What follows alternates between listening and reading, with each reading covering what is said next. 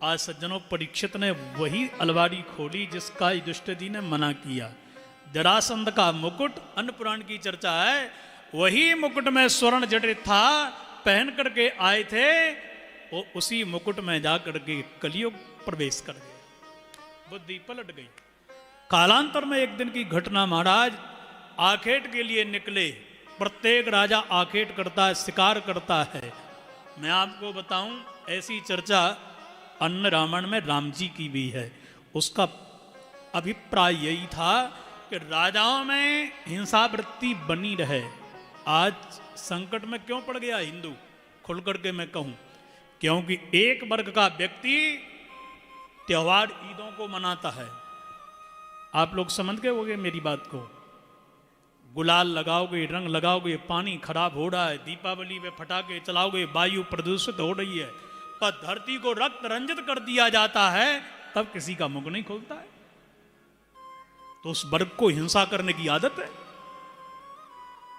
वो तो पशु को काट रहा है, बकरे को भी काटा, भैंसे को काटा, गाय को काटा।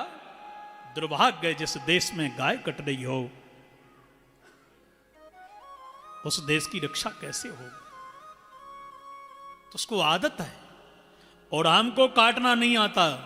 सब्जी मूली भी, हम तो वीआईपी बनते हैं। सब्जी भोजन बनाने के लिए भी नौकरानी रख रखी है हमने, रसोई।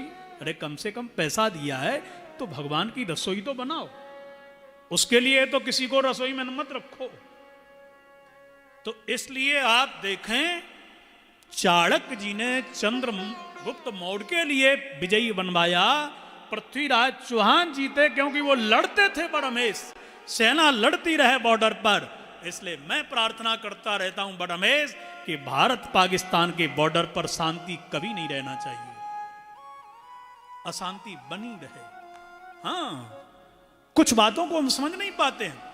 यदि शांति बनी रही, लड़ाई नहीं हुई, तो सेना कमजोर हो जाएगी, लड़ने का अभ्यास खत्म।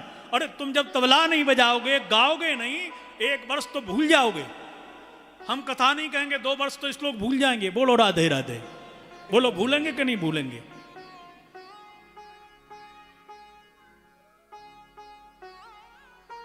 इसलिए मैं ऐसी बातों को बड़ा, पेट्रोल जैसी चीज आप लोग बहुत महंगी, पेट्रोल जैसी खतरनाक चीज, डीजल 1000 रुपए लीटर होना चाहिए। लोग सड़कों पे गाड़ी लेके नहीं निकलेंगे तो हमारे बच्चों को कम से कम ऑक्सीजन तो बढ़िया मिलेगी।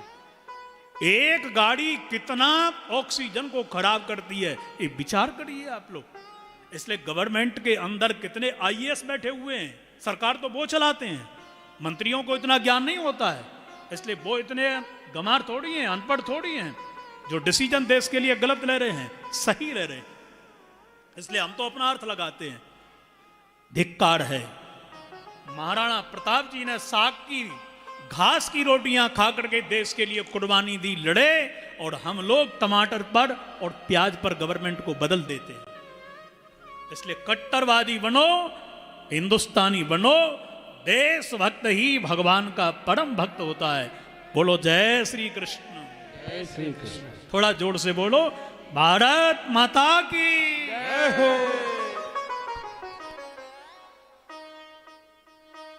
परीक्षित जी की वृत्ति बदल गई।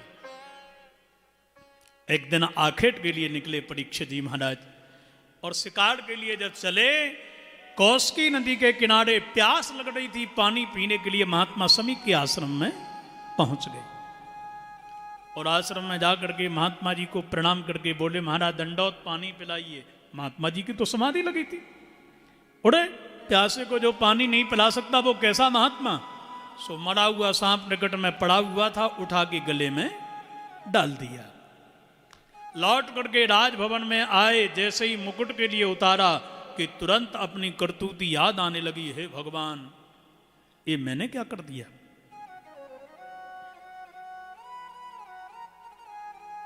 ये मैंने क्या किया? ये तो बड़ा ही मैंने पाप कर दिया, इसका दंड मुझे मिलना चाहिए। अब प्रायश्चित कर रहे थे। उधर महाराज धीरे धीरे कौशिकी नदी में जो बालक नहा रहा था, श्रृंगी, उसी के निकट में जाकर के पहुंच गए बालक, और जाकर के कहा कि तुम यहाँ नहा रहे हो, तुम्हारे पिताजी के गले में माला डाल दी राजा परीक्षित ने। सुहात में जल लेकर के महाराज उसी महात्मा समीक के बेटा श्रृंगी ने साथ दे दिया। इति लंघित मर्यादम तक्षका सप्तमे हनि दक्षति स्म कुलांगारम नोदितो में ततद्रुहम् नोदितो में ततद्रुहम्।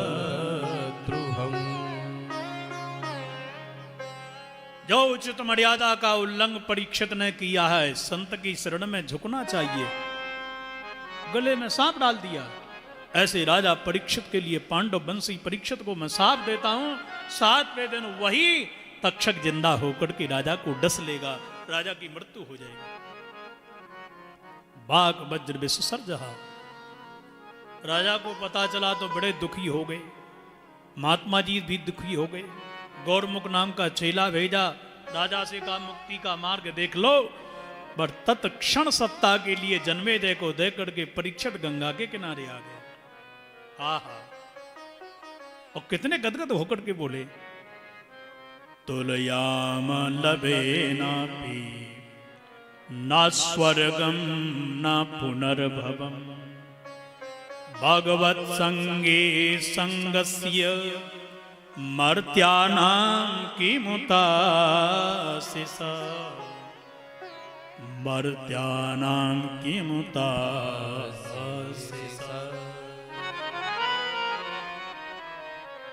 धन्य है, अरे सच्चा जीवन तो उसका है जिसको संत का संग मिले। एक तरफ स्वर्ग का बैकुंठ का फल रख दिया जाए और दूसरी तरफ सत्यता यह है कि एक लब का, एक क्षण का सत्संग रख दिया जाए तो भारी सत्संग का फल है। मुझे संत के बालक ने साप नहीं दिया, मुझे वरदान मिल गया। धन्य मेरा जीवन कि आज संतों के मध्य में तात मिले, पुण्यमात मिले, भ्रात मिले, युवती सुखदाई, पर सुंदर सब और सब साध मिले, पर संत समागम दुर्लभ भाई। वाह, संतों का संगम तो बड़ा कठिन है। सर्वात्मना म्रियमाणैश्च कृत्यम शुद्धम च तत्र मृषता वियुक्त। ऐसा प्राणी कौन है जो जिंदा रहता है? 7वें दिन सबको ही मरना है।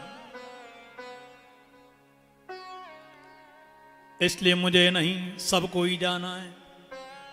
संसार को छोड़ करके कोई रहेगा धरती पे? क्या बोलो,